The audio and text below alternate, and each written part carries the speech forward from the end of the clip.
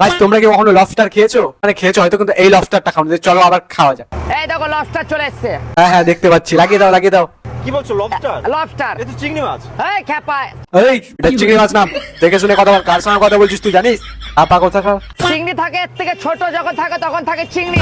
হ্যাঁ যখন ছোট থাকে তখন থাকে চিংড়ি। এরকম হয়? রান্নারা যখন বলছে তাহলে ওটাই হবে।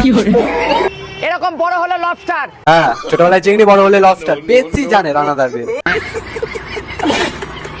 এর থেকে বড় হলে হয়ে যায় অ্যানাকোন্ডা। হ্যাঁ দাদা, রান্না আসতে থাকে, এটা একটু বেশি হয়ে গেল। তার মানে আমরা যেগুলো অ্যানাকন্ডা দেখতে পাই ওগুলো ছোটবেলায় চিংড়ি ছিল। তার মানে যে আমরা দীঘাতে চিংড়ি খাই ওগুলো অ্যাকচুয়ালি বাচ্চা অ্যানাকন্ডা। রান্নাদার তুমি সত্যি কারণ আমাদের চোখ আবার খুলে দিল। তুমি না থাকলে আমরা এতদিন ধরে অ্যানাকন্ডাই খেয়ে যাচ্ছিলাম। না ও দু হাত হয়। এই তো এই তো এই তো এই তো দু হাত খেপা। রান্নাদা বলছি তোমাকে মাল সাপ্লাই কে করে গো? কোনো নর্মাল নেশা করছো বলে তো মনে হচ্ছে না। তোমার নেশা নিশ্চয়ই বাইরে দিয়ে আসছে।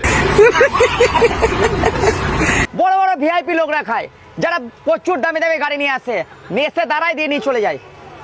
ও সেট, রান্নাদা এটাও খেতে পারলাম না। তুমি কেন এগুলো বড় বড় অফার নিয়ে আসো?